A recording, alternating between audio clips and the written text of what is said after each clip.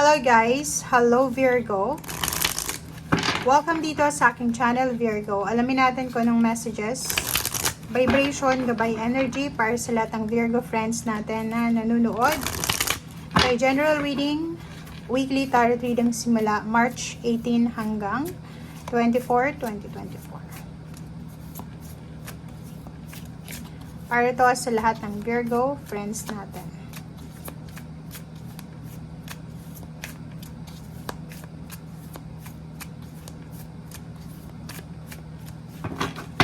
Okay, Virgo. Virgo, intuition and movement. Wow. Ang linggong ito, Virgo, is parang ano siya, marami kang parang mararamdaman, mapapansin, makikita na mga symbols, signs, synchronicities to from your instinct, from guides, spiritual helpers, angels, archangels from the universe. And kailangan mong kumilos dito. 'Di ba? 36 eh. It's 9. Kailangan mong kumilos. Ano man, kung makikita mo to, 'di ba? Pareho lang yung sign dito, 'di ba? Yung parang nagyo-yoga ka. Sinasabi ng barahan na huwag tayong maging idle sa linggong ito. Kung kinakailangan mo ng action, kailangan mo ng decision making, makinig ka sa sinasabi ng intuition and make a decision.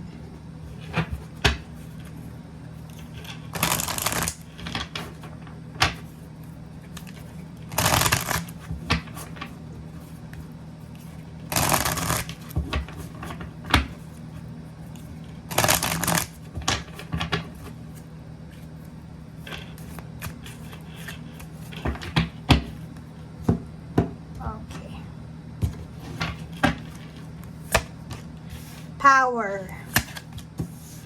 emotional withdrawal, and passion ignited. So, 'di ba?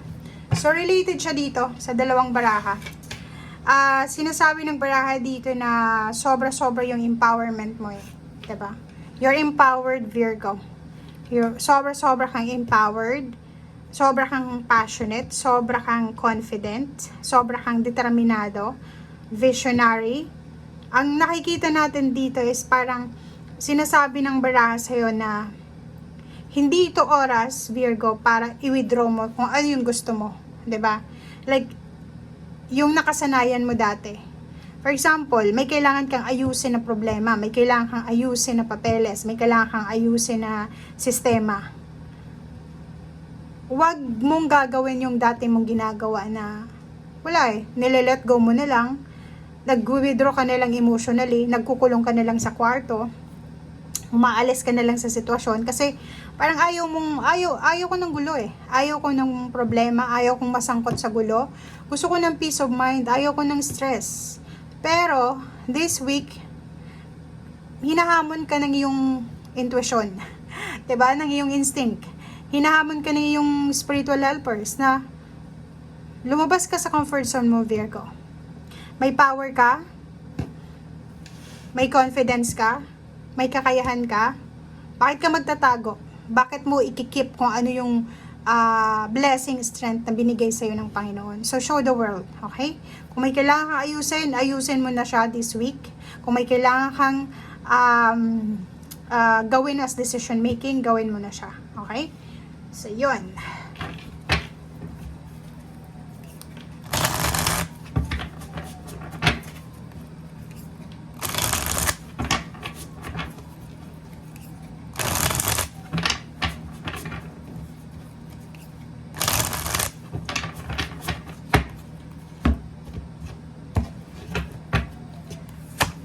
First card, King of Cups.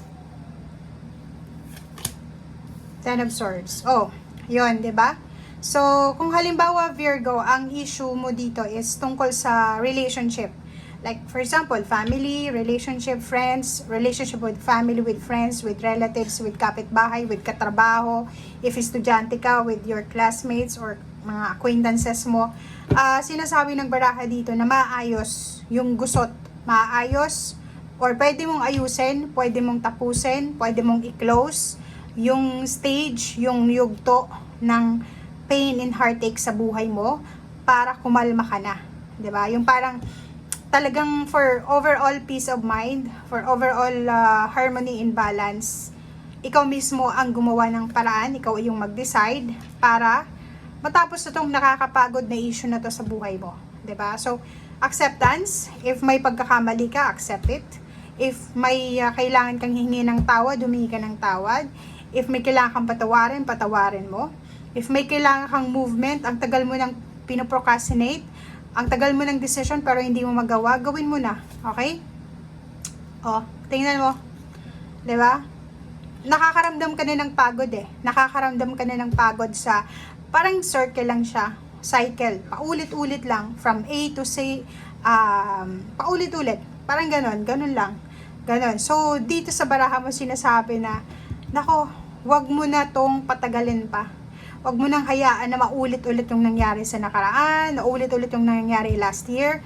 Make sure na kung ano man itong nakakapagod sa iyo mismo, baguhin mo na siya. Okay? Gumawa ka na ng action. Trabaho. For example, sa trabaho, hirap ka na kasi mahirap yung trabaho, tapos mababa pa yung sweldo. Diba? Pwede ka naman lumipat, pwede ka naman maghanap ng ibang trabaho, pwede ka naman like sa negosyo, kung hindi naman siya maganda para sa ngayon, sinasabi ng baraha sa'yo dito na pwede pa naman na maayos ito eh. Diba? So, wag kang magtatago. Wag mong tatalikuran, especially yung decision making mo. Okay? Yung iba sa inyo dyan, pwedeng papasok kayo or kakapasok nyo lang sa bagong trabahong pinagtatrabahuan nyo sa ngayon. And, nakakaramdam kayo ng pagod. Siyempre, first time mo siguro or pwedeng bago ito sa'yo, siyempre makakaramdam ka ng pagod. But, sinasabi ng baraha, ano man itong pagod na nararamdaman mo, ano man itong duties, responsibilities, or ano man itong nararamdaman mong pakiramdam sa ngayon, may positive outcome siya. 'Di ba? So, isipin mo na kung ano yung ginagawa mo, 'di ba? Sa ngayon, may positive outcome. Ang the devil na to is parang siya yung temptation eh. Ititempt ka ng iyong emosyon, ng iyong katawan na, ay, pagod na ako, kailangan ko mag-resign. Ay, nakakainis na, kailangan ko nang makipaghiwalay, parang ganun. So, kailangan mong, kumbaga, pag halimbawa na pagod ka na dito sa 9 of Wands, magpahinga ka, pero hindi yung tatapusin mo nang wala ka namang plan B. Parang ganun. Ganun yung sinasabi ng baraha mo. Okay? Relationship, naku, mag-iingat ka, makinig ka sa sinasabi ng iyong intuition kasi posibleng sa linggong ito, pwede kang i-attack ng the devil sa usaping relationship. Pwedeng may asawa ka, may girlfriend, may boyfriend, may ka-live-in partner, tapos bigla kang magkakagusto sa ibang tao. So, pwedeng temptation yan, or pwedeng under attack ka lang ng temptation.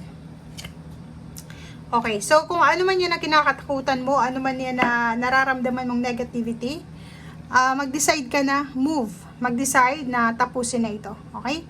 So yan guys, ang sinasabi ng baraha. Maraming salamat and see you again. Bye!